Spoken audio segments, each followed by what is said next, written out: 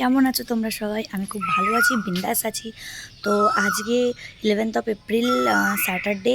আমি আর প্রীতম একটু প্ল্যান করেছি যে আজকালের একটু দুদিনের ছুটিতে আমরা সামনে কোথাও একটা থেকে ঘুরে আসব।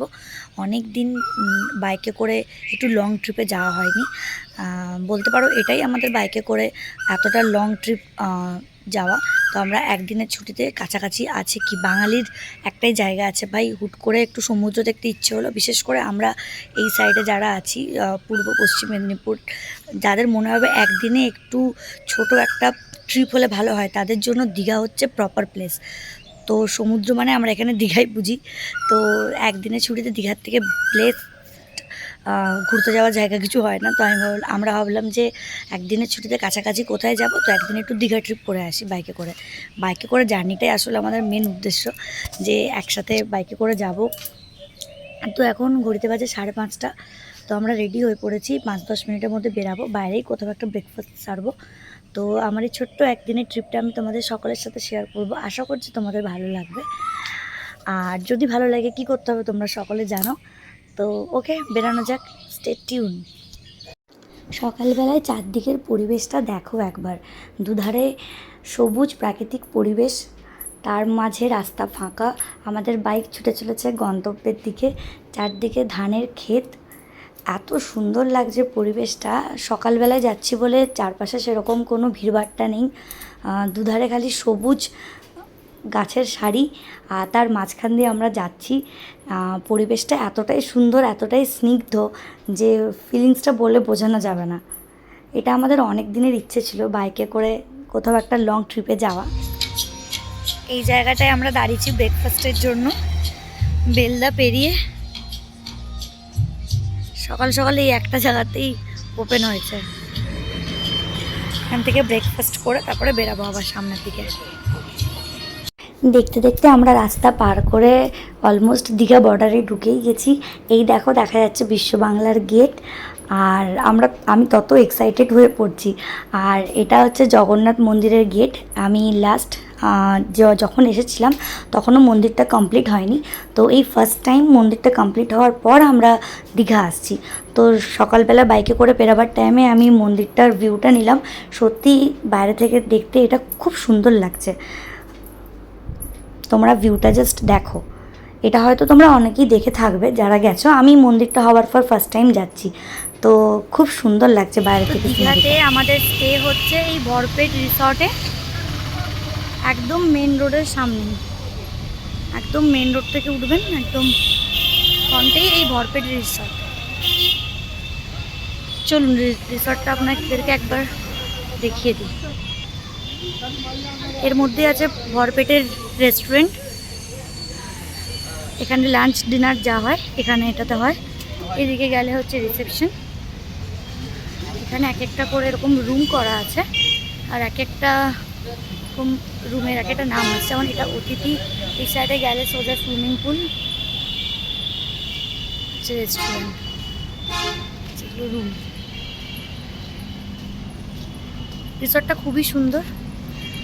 দীঘার একদম মেন টাউনের মধ্যে যে এত সুন্দর একটা মানে গাছগাছালি ভরা, একদম এত ঠান্ডা, মানে গাছগাছালির জন্য জায়গাটা পরিবেশটা এতটাই ঠান্ডা, আর এতটা সুন্দর সাজানো গোছানো, এত গ্রিনারি রিসর্টটাতে, খুবই সুন্দর।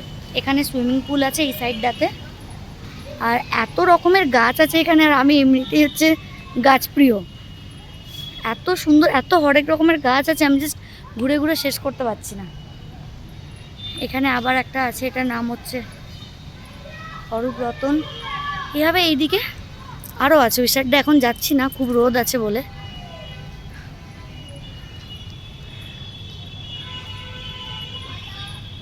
এখানে সব অলরেডি সুইমিং পুলে বাচ্চা কাচ্চা সব নেমে পড়েছে। এখানে সুইমিং পুল থেকে আপনারা যদি কিছু মকটেল অর্ডার করতে চান, তো এখানে অর্ডার করে দিলে সেখান থেকে চলে আসে।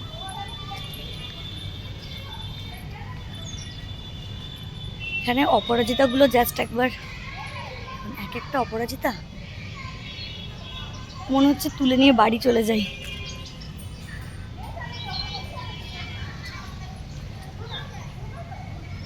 দেখুন বুলবুল পাখি। মেন রোডের সামনেই অপোজিটেই যে একটা এত বাইরেটা দীঘার মেন রোডটা, তো দীঘার মেন টাউনটা তো প্রচণ্ডই কনজেস্টেড, তার মধ্যেই যে এত সুন্দর একটা রিসর্ট আছে, তার নাম হচ্ছে ভরপেট রিসর্ট। তো আপনারা যদি কেউ আসতে চান, আমি কন্ট্যাক্ট নাম্বারটা ভিডিও শেষে দিয়ে দেবো, সেখান থেকে আপনারা কন্ট্যাক্ট করতে পারবেন। বাকি খাওয়া দাওয়া ওভারঅল রুম রেন্ট আমি ওটা ভিডিওর শেষে আপনাদেরকে জানিয়ে দিচ্ছি। তো আপাতত আমি আমাদের রুমে যাই এবং রুম ভিডিওটা মানে আমরা কোন রুমটা নিয়েছি কী ব্যাপার সেটা আপনাদের সাথে ডিটেলসে শেয়ার করছি।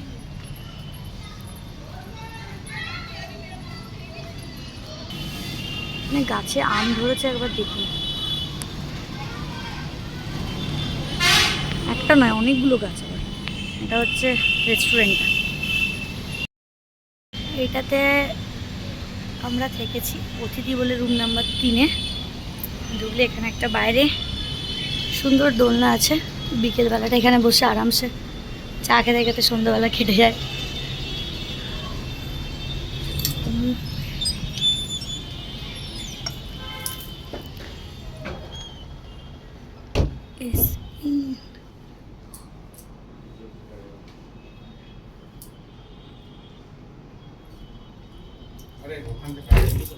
কাভার্ড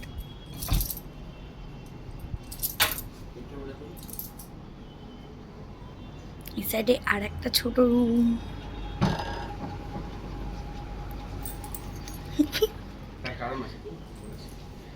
এদিকে বাথরুম, বাথরুমটাও যথেষ্ট স্পেসিয়াস।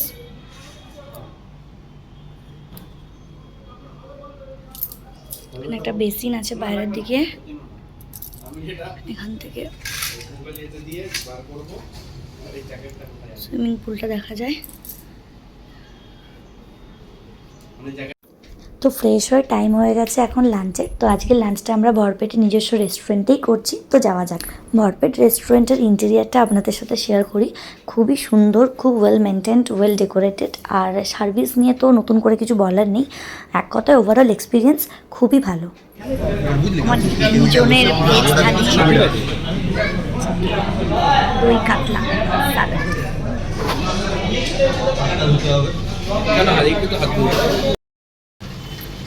এখন আমরা রেডি হয়ে বেরিয়ে পড়লাম ঘুরতে। কোথায় যাব জানি না, আপাতত শঙ্করপুর বা দীঘার মেন বিচ কোনোটা জায়গায় থাকবো। হাওয়াই লুক কেমন লাগছে কমেন্টে জানাতে তো মুখেই ভুলবে না। আপাতত যাই, বেরাই, তারপর বাকিটা শেয়ার করছি। বাইক নিয়ে আমাদের যাওয়ার মেন উদ্দেশ্যটা এটাই ছিল, যাতে আমরা নিজেদের মতো এদিক ওদিক বেরিয়ে পড়তে পারি। তো বিকেলবেলাতে আমরা চলে গেছিলাম মোহনার দিকে। মোহনা থেকে যে রাস্তাটা শঙ্করপুর যাচ্ছে সেই রুটে। আর জলের কালারটা জাস্ট একবার দেখো, দীঘাতে মেন টাউনে যে সমুদ্রের কালারটা থাকে তার থেকে এখানকার জলটা যেন আরও অনেক বেশি স্বচ্ছ আর একদম যেন পিওর নীল। তো আমরা এটা দেখে জাস্ট ভাবলাম কোনো দিকে আর দাঁড়ানো যাবে না, এখানেই নেমে এখানেই বিচের জাস্ট ভিউটা মজা নিতে হবে। একদিকে সানসেট, তার সঙ্গে এরকম ফাঁকা বিচ, মেন কথা। তো আমরা এখানেই নেমে পড়েছিলাম বাইক ছুটতে দেখে অন্যকে।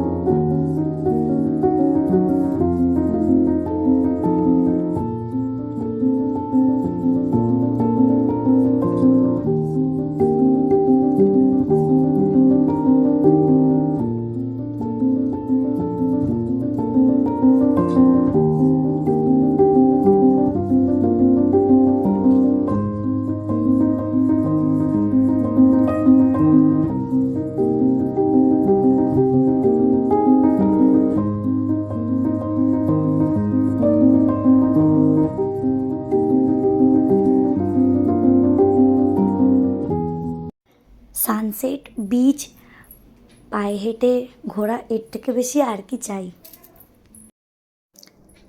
এবার হচ্ছে রুমে ফেরার পালা। সন্ধ্যাবেলা যখন ফিরছি তখন জাস্ট আকাশের কালারটা দেখো কি অপূর্ব লাগছে, তাই না? এর আগেও আমি দীঘা এসেছি, আর বাট তাও এইবারের দীঘার আমাদের ট্রিপটা যেন একটু অন্যরকমই ছিল। আর মন্দিরটা কি সুন্দর লাইট দিয়ে চারদিকে সেজে উঠেছে। এটা হচ্ছে মেন গেটটা। এবার সন্ধেবেলাতে জাস্ট যখন পেরাচ্ছি মন্দিরটা প্রচণ্ড ভিড় ছিল, তাই আমরা এবারে মন্দিরে যেতে পারলাম না। নেক্সট টাইম যবে আসবো তবে তো নিশ্চয়ই যাব। বাট জাস্ট বাইরে থেকে যে আমি ভিউটা ক্যাপচার করছি সেটাই তোমাদের সাথে শেয়ার করছি। একবার জাস্ট দেখো, হোয়াট আ বিউটি! কী সুন্দর লাগছে বাইরে থেকে, যখন চারদিকটা লাইটে সেজে উঠেছে আলাদাই লাগছে যেন দেখতে। তোমরা জাস্ট দেখো, আর আমাকে কমেন্টে জানাতে একদম ভুলবে না যে তোমাদের কেমন লাগলো। অবশ্যই ভালো লাগবে, বাট স্টিল কমেন্ট করো কিন্তু অবশ্যই। একবার জাস্ট দেখো, মন্দিরের পুরো ভিউটা আমি এখানে ক্যাপচার করেছি যাওয়ার পথে। অপূর্ব লাগছে দেখতে।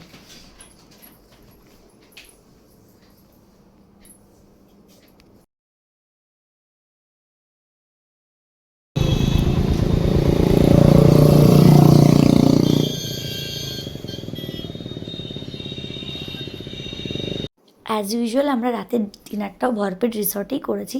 সকালবেলায় খেয়ে আমাদের মন ভরেনি, তো আমরা ডিনারে নিয়েছিলাম ফার্স্টে রেশমি কাবাব, দেন বাটার নান, আর চিকেনের একটা আইটেম ছিল, সাথে ছিল মশলা কোল্ড ড্রিঙ্কস।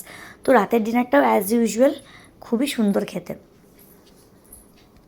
এটা হচ্ছে নেক্সট দিন কমপ্লিমেন্টারি ব্রেকফাস্টের টেবিলে কী কী আইটেম ছিল না! ফ্রুটস ছিল, উপমা ছিল, লুচি তরকারি ছিল, বাটার টোস্ট ছিল, আরও অনেক কিছু ছিল, সাথে ও ডিম সেদ্ধ ছিল।